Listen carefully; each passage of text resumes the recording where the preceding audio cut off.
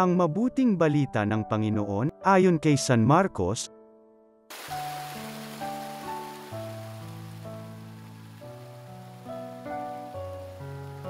Noong panahong iyon, si Jesus at ang mga alagad at nagpunta sa Capernaum. Nang sumunod na araw ng pamamahinga ay pumasok si Jesus sa sinagoga at nagturo. Namangha ang mga tao sapagkat nagturo siya sa kanila na parang isang may kapangyarihan, at hindi tulad ng mga eskriba. Bigla namang pumasok sa sinagoga ang isang lalaking inaalihan ng masamang espiritu, at sumigaw. "Ano ang pakialam mo sa amin, Jesus na taga Nazaret? Naparito ka ba upang puksain kami? Kilala kita. Ikaw ang banal na mula sa Diyos."